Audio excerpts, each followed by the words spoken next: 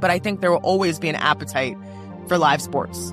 So that is what I'm going to continue to affirm. And in terms of the experience, especially after everything we've been through as a society in the last 4 to 5 years, there's nothing better than being at a live event. Nice. I don't care if it's a conference, a concert, a game, and the in-game experiences everywhere are I mean, you talk about Paris and France putting its own touch on it.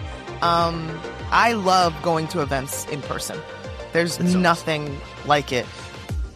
Welcome to Innovate or Evaporate, the podcast where we explore the relentless pace of change and the innovators who drive it. Each episode, we dive deep into cutting-edge ideas, breakthrough technologies, and the fearless pioneers reshaping our world. Today, we're joined by Zora Stevenson, a standout play-by-play reporter for NBC Sports, whose groundbreaking work is redefining the future of sports broadcasting. From covering the Olympics to amplifying women's sports on the national stage, Zora's approach is rooted in preparation, authenticity, and a commitment to humanizing athletes. Her journey is a masterclass in breaking barriers and staying true to your voice in a rapidly evolving media landscape. If you're ready to be inspired, challenged, and equipped to navigate the future, stay tuned, because it's Innovate or Evaporate.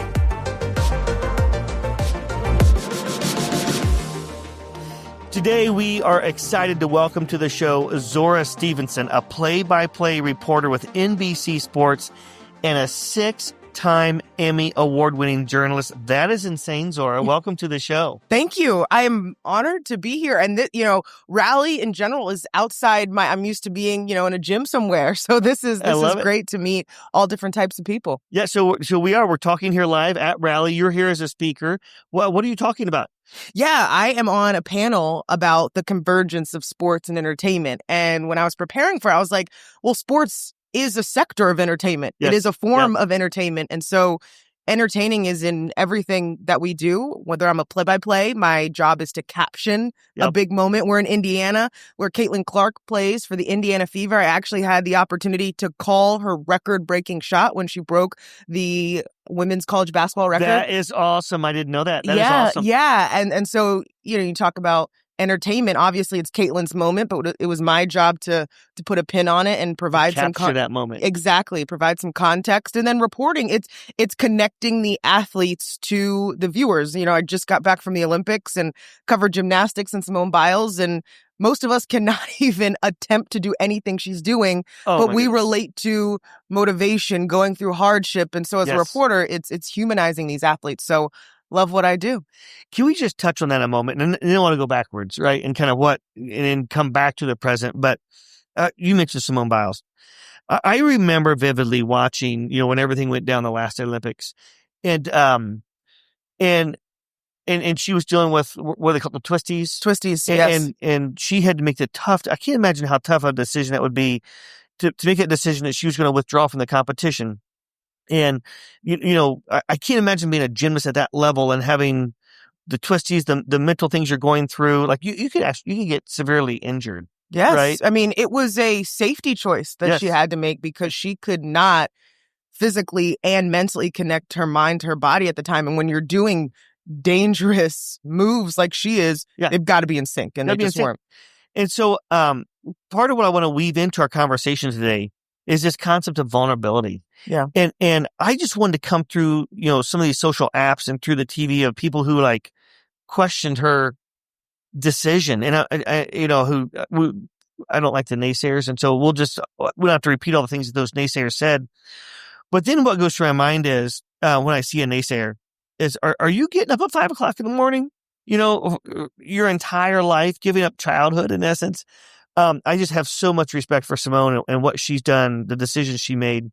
So anyways, as we talk today, any stories that kind of highlight, vulnerability and things, I just think are always really special. All right. So where'd you grow up? Yeah, I grew up in Northern Virginia. Yep. Played basketball my entire childhood, got a scholarship to play Division I basketball at Elon University, which is in North Carolina. And I knew it's D1, but it's mid-major, right? Yep. And so I knew the ball would probably stop bouncing after college. And so I was always looking at ways how can I stay within sports, specifically basketball. That's just where my heart is. What position did you play? Shooting guard. Yeah. So I was a shooter. I like to say I've never seen a shot past half court that I don't like. Right.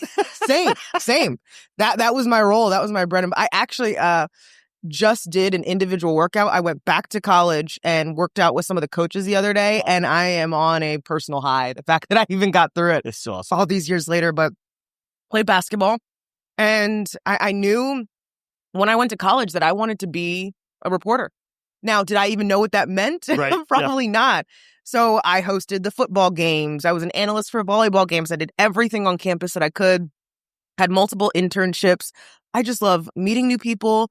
I love telling people stories, connecting people. Yep. I love the adrenaline. Like, live television is the only thing that gives me the same rush as knocking down a three-pointer that the team needs, you know? And so, yeah, my journey started in Greenville, North Carolina, which is a small town right by ECU, East Carolina University. I was there for 2 years, covered everything from crime, politics, hurricanes, a lot of weather events, high school football.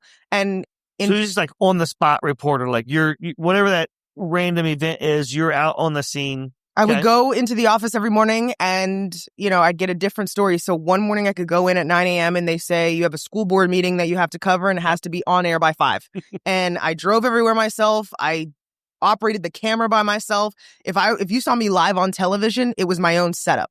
That's awesome. Everything was what I did on my own for the CBS affiliate there. I was there for 2 years. And then I went to Denver, Colorado. So I got a big jump, which was amazing, and did the same thing, but bigger market, bigger city, more resources. So I was in Denver, Colorado for 2 years doing the same thing, crime, politics, education. There's actually a Netflix documentary called American Horror Story or American Murder, one of those. But it's about a man who basically killed his entire family. And I was the first person to interview him. And at the time, he was innocent. He was just looking for his missing family. And so I knocked on his door. I was there by myself.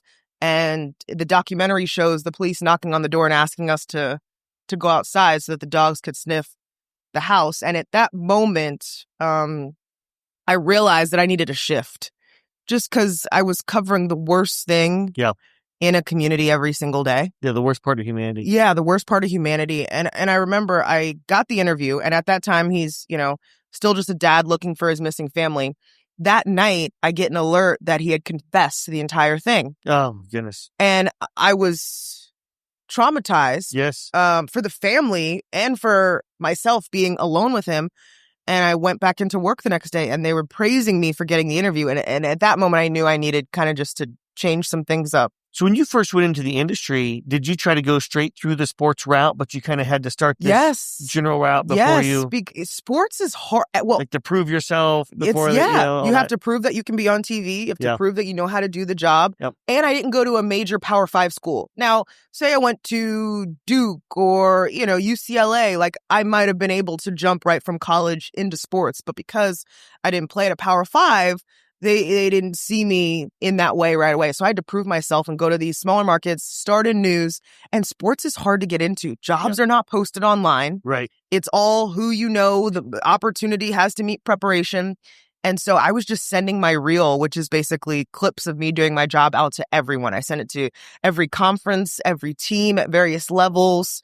And I got an interview with the Milwaukee Bucks. And next thing I know, I'm working for the Milwaukee Bucks full time. That job absolutely changed my life, changed my career. I was there for 4 years. I was the first woman ever to call a Bucks game in the play-by-play seat in 2021. Hosted an NBA championship parade. Like, I have so many amazing memories from being in Milwaukee. That's not that long ago. That's just a few years. Yeah. So I was there from 2019 to 2023. And yeah, I loved every minute of being there. So what was that moment, the first time you ever were in the play-by-play seat? The very first game, Milwaukee Bucks, what was going through your mind?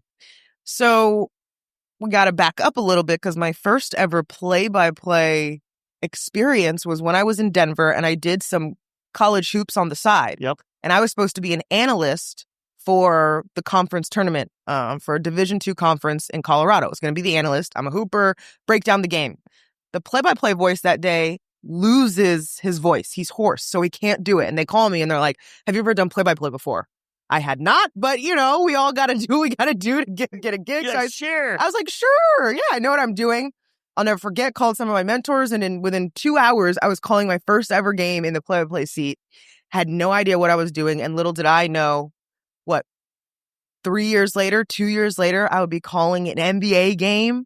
That's insane. The journey is incredible. I'm so blessed and I'm so grateful. And now I call play-by-play on the regular for college basketball, for the New York Liberty, a WNBA team. It's like part old of my hat for you. Yeah. So it's part of my regular what is that like? job. So you're calling play-by-play. What are the things that we don't think about, right? As a common watcher, listener, watching a game, what's going behind the scenes that you've got to know, memorize, understand? How do you script? The what do you call them? What are the dead points? When you're doing fill in, commentary. Right. What are some of the things that we wouldn't see? Well, as a first of all, you have to know every single player, and you have to know them to the point. And let's think of a basketball game, right?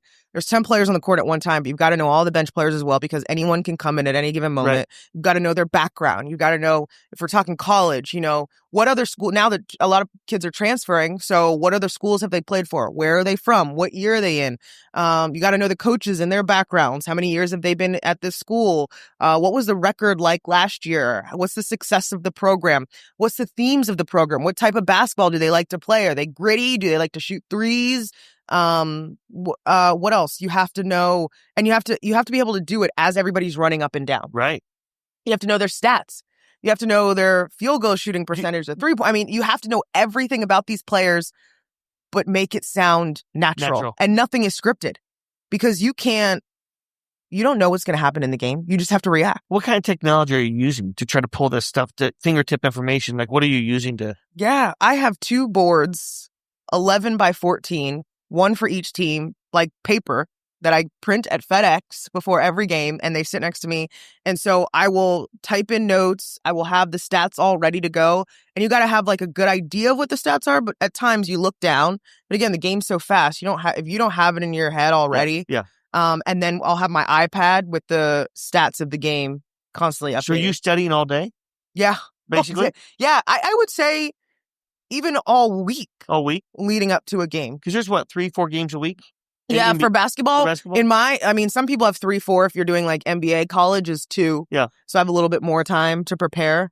That's pretty fast paced. Yeah. I talk to myself a lot. I do what we call air jumpers. Yes. So I'll pull up like previous highlights of a game, and I'll just call them so I can be quick on my feet, so I know how to caption certain movements and everything like that. So it's amazing. Yeah. So I encourage entrepreneurs all the time to do that, to talk to yourself, to talk in front of the mirror. Because when we do that, we're like, I didn't sound very smart then. I didn't look very, my intonation of my voice.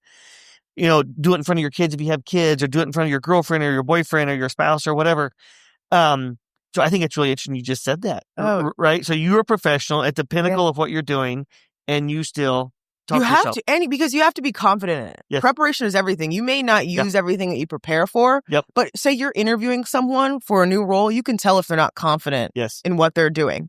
And so doing those repetitions and just talking to yourself gives you confidence for an interview, an opportunity, doing play-by-play, whatever it may be. And it takes hundreds or thousands, right? They say in basketball, 2,000 reps. 2,000 reps. To get something to become habit. 2,000 reps. 2,000 reps. Think about that. That's a lot of reps. Yeah. Oh my God, that's awesome. All right. So Milwaukee Bucks. Yeah. And then you transition to NBC Sports. Correct. So, okay. And then you get to go see the GOAT. Yeah. Yeah. So covered her for the last couple of years. So yeah, I've been at NBC it's my 3rd year at NBC starting now. And I'm the reporter on Notre Dame football for NBC. Okay. Big Ten college football, Big Ten college basketball, A10 college basketball. And then NBC has the Olympics. And so in the years leading up to the Olympics, there's various competitions. Yep. So I started covering Simone a couple years ago. And then the pinnacle of it was the Olympics this summer. My goodness. Yeah. I mean, I got to be there in person for the comeback. Oh my gosh. I mean, redemption was the theme of this team, not just for Simone, but for Suni Lee and Jade Carey and Jordan Childs and, Hesley Rivera is the youngest of the team at 16 years old. So to be there for all of them to perform on that stage. And Paris was amazing because fans are back. The energy is back. Families are back. The city did an amazing job making it accessible and able to get to different events. everything I went to was packed. I mean, yes, I covered gymnastics, sold out for every single thing. And it's emotional to hear USA chants in the middle of Paris. You know what I'm saying? And so you have that. And then I went to track meets, completely sold out. Those are football stadiums full. I also covered basketball. So I covered the knockout rounds of men's and women's basketball. So to be there for, the men's team to win gold and what Stephen Curry did and LeBron that was James. Insane. It was nuts and even crazier in person. And they were playing France. Yeah. So it was a home game for France. Also on the women's side, I mean, it was a dogfight out there, but they prevailed and 8 gold medals in a row, the winningest team ever in Olympic history. The storylines are endless, and to be there in person to see it, you can't help but hope some of that greatness just rubs off on you, right? Oh, totally, right? But one of my favorite parts was when Simone, she was wearing the goat necklace. Yeah. And I'm like, yeah, that's As awesome. she should. As she should. Yeah. Like, just own that. I thought it was absolutely beautiful. I agree. So what advice would you have for folks that are, so you're navigating a complex industry, highly competitive industry, as you mentioned a little bit ago. Yeah. You got to go put your time in to prove yourself and get into one of these sports positions, get to the pinnacle, right to the Olympics. What are some of the unexpected twists and turns, things that you navigated that you wished maybe you had known or been told about, could have navigated, maybe more efficiently? Anything come to mind as you think about it? First and foremost, I wish there was like a secret handbook on how to chase your dreams. Right. Because, and especially this, like, who's hiring for this job? How many years of experience do you need for this? I mean, money, we don't talk about money enough. Like, what is the market value for this job? So you're being paid what you're worth. Yep. So I just wish there was a full handbook. I don't have any regrets. Yeah. No, I've everything has been amazing. The biggest thing that has happened is I was supposed to go to Tokyo in 2021. And so I was at the time with the Milwaukee Bucks and balancing my role with NBC Sports. And in 2021, the Milwaukee Bucks won the NBA championship. I hosted the parade. I mean, you talk about the highest of highs. And 24 hours later, I was supposed to get on a plane to go to Tokyo to cover what was at the time supposed to be my first Olympics. And I was covering men's and women's basketball. It was the dream. And I started to feel a little weird going, getting to the airport. Didn't think anything of it. At the time, once you landed in Tokyo, you were going to be tested for COVID as soon as you land. Right. And if you were positive, you were now in the hands of the Japanese government. Like, NBC was like, there's nothing. And whatever their rules are, whatever. rules. Right. You're now in another country. So, and they had us testing all the days up ahead. I am about to board my flight and I test and it's positive. And I'm just pacing back and forth. I have to call my NBC boss, and I missed all of the Tokyo Olympics. Wow. And so everything that I did for the last 3 years was, how do I make sure that I can get to Paris? Yeah. And be prepared in Paris. And so it was a big personal feat for me to be there and covering men's and women's basketball in addition to gymnastics. And, I think I was better prepared and better equipped too. I'm a different professional, different broadcaster. I knew how to navigate situations better. I mean, you talk about being in another country. Yes, I know how to navigate. I know the players on the men's and women's team for Team USA. Yep. But I don't know, the players on Brazil or Belgium and how to, talk to them and get stories from them. And so I'm in a much better place in my career. And I think, timing is everything. And my time was this summer and not in 2021. So everything happens for a reason. But happens for a reason.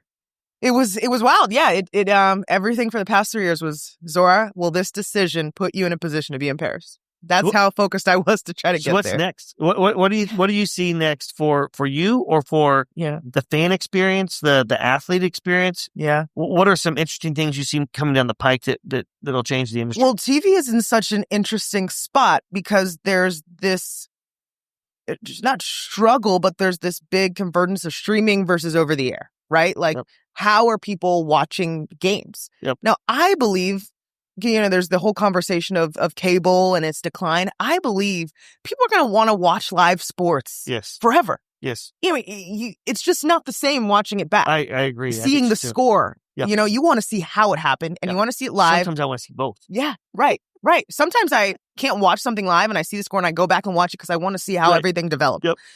What's changing is the how and the way people are watching. Are you watching on iPad? Are you watching on your phone? Are you simply listening, with your AirPods in as you're, working out? Yeah. Are you going to a bar? Are you at home? So how you're consuming things is changing. Yep. But I think there will always be an appetite for live sports. So that is what I'm going to continue to affirm. And in terms of the experience, especially after everything we've been through as a society in the last 4 to 5 years, there's nothing better than being at a live event. I don't care if it's a conference, a concert, a game, and the in-game experiences everywhere are amazing. I mean, you talk about Paris and France putting its own touch on it. I love going to events in person. There's nothing like it. You got the in-game hosts, you got mascots that are now becoming celebrities. Yes. Yeah. In fact, Boomer, the Indiana Pacers Boomer, I think was ranked the #1 coolest mascot in the NBA. And you all had Boomer here at Rally. Yes. I was at the rave. He was hanging at the rave. Yeah, That's right. yeah. So, and you see an experience. Yes. And that's what carries people. Yeah. Is what they experience in any given moment to take away memories. So there's nothing like, in-game experiences. So I think sports are in a great place, specifically women's sports. Yeah. Oh, yeah. I mean, you talk about the attendance. Alex Rodriguez was just talking about the increase in value of like the WNBA and all the various sports. I love like women's soccer, watching the women's soccer in the Olympics, et cetera. Yeah. I enjoy watching women's soccer more than men's soccer. I hope that's okay to say. It's competitive. It's everything you want in sports, right? Like you can't competitive storylines, rivalries, where they're talking about, women's soccer, NWSL here in the States, WNBA, everything. It's amazing to see. I mean, I've been a part of it all my life, but it's great to see everybody else joining the party. I love it. Zora, congratulations on your journey, all of your success. Thank you. It's people like you that make it a better world, make it more interesting, more innovative. It's a pleasure to meet you, and we'll look forward to seeing you down the road. Thank you. This episode was brought to you by Rally, the Global Cross-Sector Innovation Conference. Learn more at rallyinnovation.com.